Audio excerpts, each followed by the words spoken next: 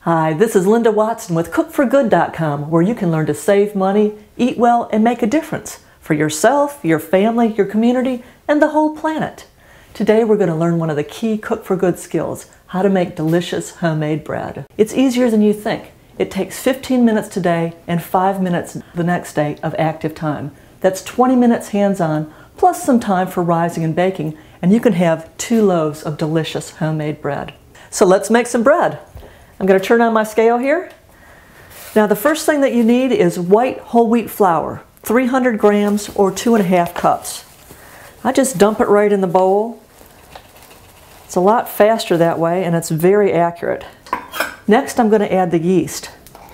It's 7 grams of yeast, but I actually find that it's easier to use my super special spoon, which is 2¼ teaspoons. If you bake a lot, this is a very handy spoon to have. 2¼ teaspoons is what's in 1 packet of yeast. Now I'm going to give that a little stir because you want to hide the yeast from the salt. The salt will kill the yeast, so it's nice to give it a little buffer there. Next, I'll add this marvelous wheat germ. This makes up for the fact that we're using unbleached white flour. I need 64 grams or 1/2 cup of that. See how fast this goes? That's 64 grams. Now we need salt. With the salt, with things that compact easily, often I just go ahead and use my measuring spoon. So this is a tablespoon of salt. That's also 23 grams. And then I'll use the honey, 21 grams of honey. And again, that's 1 tablespoon. Now here's where I really love that scale. I'm just pouring this sticky honey right into the bowl. I don't waste any.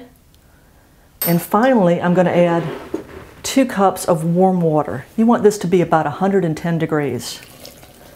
Pour it in there. Go ahead and turn off your scale. And now I'm going to whisk it. I'm using this particular sort of whisk, but you could use a balloon whisk. In fact, you could use a big spoon if you want that we're going to use later. And you notice I just stirred it slowly to get the flour damp. And now I'm going to whisk it as hard as I can for 1 minute. I'm checking the time. This is very good for the upper body. Now what we're doing here is developing the gluten so that the bread will rise, but you notice that I'm not kneading it. I'm not using a bread machine. I'm not using any special ingredients at all. That's it. That's 1 minute. I let the dough come off. I push it here a little bit so that it gets off the side. And now I put that into my remaining cup of water so I don't lose anything. I'm back to the scale. I'm going to zero it out, and now I'll add the last amount of flour that we have. That will be 4 cups or 480 grams of all-purpose unbleached flour. You notice that I keep a measuring cup right here in my canister. It makes it really easy to just scoop and dump. That's 423. Now just slide out a little bit more, 480 grams. Now we'll add the final cup of water, getting the dough off here. Give it a little rinse. Put that in. When you cook for good, you don't want to waste anything. And now I'm going to use my sturdier spoon here to give it the final stir. Now here, all you have to do is get it damp. Again, start slowly, pull it up from the bottom. As soon as all the flour is damp, then you're good to go. Use your spatula to clean off your spoon and just scrape down the edges of the bowl.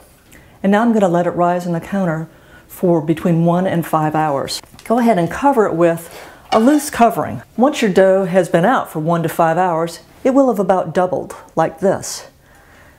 Put the lid back on it and refrigerate it. While your dough rests, go ahead and watch part 2, where I show you how to shape and bake your bread.